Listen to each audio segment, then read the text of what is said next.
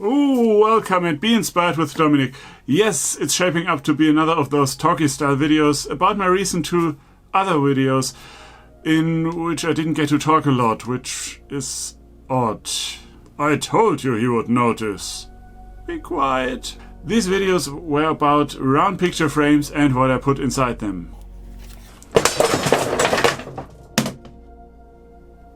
That was scripted. I wish that had been scripted. Anyway, round picture frames and spray paint art. 1 second. Quick round picture frame hack. If you arrange these nails in such a fashion that there are only two left on one side, you can easily take the picture out and put it back in. These two didn't even bother to come out of their frame. They know they're looking good. I hope. And I never bothered to nail this one in because it's just cultist. I love the cultists and they know it. No, we don't. Yes, anyway. We do, but you refuse to acknowledge it. What I want to do now is give you a short rundown of things that I didn't manage to cram into those videos. I hope you did enjoy the editing. I tried some new things that are probably not as obvious. I also tried another new thing, which is to keep myself mostly out of the video. Might be the key to YouTube success. I don't know. Before we get much deeper into my ramblings, I would like to ask a favor from you. If you enjoyed this video or the other two, please comment with inspired exclamation mark. I did say inspired. In my head that inspired and exclamation mark turned to expired and I don't want that. Inspired exclamation mark, just to help me out with the algorithm. It's an experiment and if you don't want to do it, then fine, comment why you don't. As for the pictures,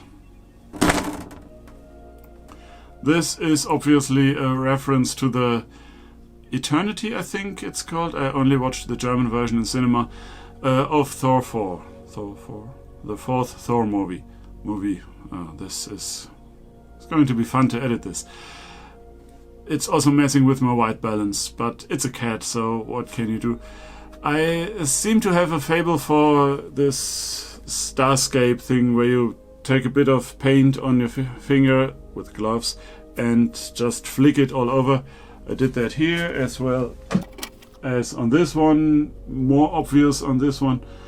But I think the spray painting art thing, really fun to edit. I think spray paint art really lends itself to cosmic nebulas, if you will. I think it's harder to do landscapes, except maybe the odd mountain range. Let me phrase it this way: it would be a challenge to do a forest or a settlement or something like that. It excels where colors blend together and get layered by nature anyway, because that's what you do, you layer paint. What I want to say about this one is twofold and both are in opposite directions. First, it really didn't turn out as I had hoped. I wanted to have a lot more lines and striations here for the iris. But the thing is, if you look closely, and I don't know whether you as a camera are equipped to do that, you can see there is a lot more going on. And that's also an issue with lack of light. There you go. That's probably better. It looks nice, but not as pronounced as I'd hoped. This would probably work a lot better for marble effect. Another thing that I regretted not doing is using the crumpled paper thing more, which I did on this one. And frankly, I had hoped that the planet turned out way more channel colored than it eventually did, which means the black and the white. I'm not sure. I should have either scratched that up with newspaper a lot more to let more of the stuff behind it shine through, or I should have just done this in my channel colors and, well, messed that up a little to give it texture, and then getting your head around front to back painting is not that easy. Because right now I was thinking I could have done the planet the way I liked it, whichever way that would have been, and then add a little black and a little white to make it sphere shaped, to give it depth. But at that point I would have added the black and white against the back of the other color, so I would have had to add black and white first, like a night and day overlay. But the issue there is, if I don't use enough of it, it might not show up. Because I think I kinda did, and it didn't. If I use too much, then I have a black and white planet, which is obviously not my intention. But I just noticed maybe I should just mount a light behind here. Which is another advantage of doing this on transparent medium, as Cultist 2 phrased it so eloquently. Thank you. Because you can make it in a way that you can take advantage of that, and I'm again talking around myself in circles. You can hang it in a window. That's what I meant to say. And you might even get away with taking a square piece that fits the window and do some really nifty art. One downside of this, at least the plastic I used, is that it's kinda attracting dust. But that just means that I made attractive art, so who am I to complain about that? The only one I haven't talked about, at least not in excruciating detail, is Too Dark. Are the cultists.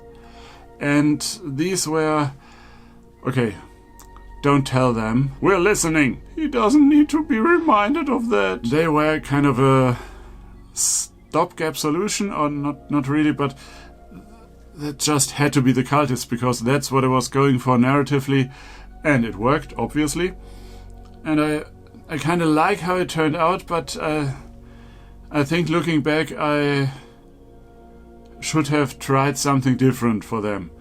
But having 3 figures is a lot harder to do, as you hopefully saw, than doing a single one with some effects. But right now I'm not sure whether I'll revisit this, at least on a project video scale. I might do smaller things, but it's getting colder outside and I don't want to do it inside the workshop because it doesn't smell nice and it doesn't behave nicely inside the body, so I wouldn't want to inhale too much of it. I do have a mask to wear, as Cultist 1 noticed, wow. But I still wouldn't want to fill my shop with all those fumes. At least as far as recording goes, we're at 11 minutes and I haven't even talked about the picture frames themselves. I'll just pick this one up, and I can't put my head through there and grin, but I can give you a thumbs up. That will probably make a nice thumbnail, because it's a thumb, get it?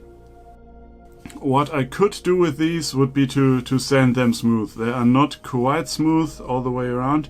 I did sand them to a practical degree, and at this point I'm still not sure whether I'm going to paint them or spray paint them. That would be another interesting idea, to do the frames in a way that corresponds to the picture. Say here, continue the green and do something that looks scaly. Offhand I wouldn't know exactly how to do it unless you want to go all out. Sand it smooth, add some base coat, then add latex, scale patterns, then do green and remove the latex. Just spitballing here, but that would be an interesting idea. Or do something completely contrasting, like let's say you have a dragon and that dragon is looking out or in through a hole at stone texture, for example. I imagine you could do a nice starscape on the big one for the planet.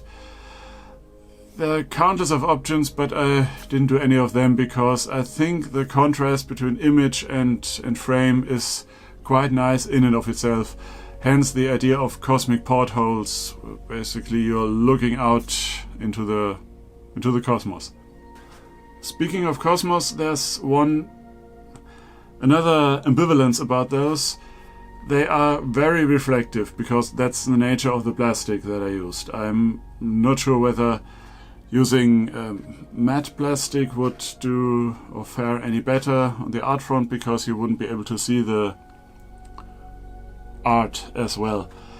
Thing is, as you can see, and it probably showed up in the video, it reflects light sources quite a lot. But also you have a really nice surface finish. I had a comment to that effect, and I realized, yes, that's probably, once it's done, one of the main advantages of doing this. You don't have to worry about lacquer or applying multiple coats, sanding them and whatnot. The finish is the least of your worries. Getting there, on the other hand. So, that's it for now, I think. Let me check my list. Yes, there are two more things I want to add. The nails I use to get the pictures to hold. Well, you could use hot glue. Would work pretty well, or tiny screws that are not big enough to split the plies apart. There are special devices used to shoot,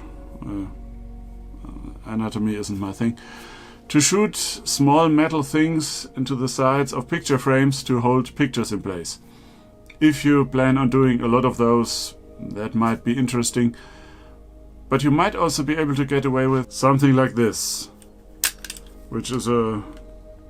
No, I'm not going to shoot. Who knows what invisible cultist might be standing there. Invisibility is pretty expensive. He doesn't need to know that. Those things are used to put upholstery clamps in place.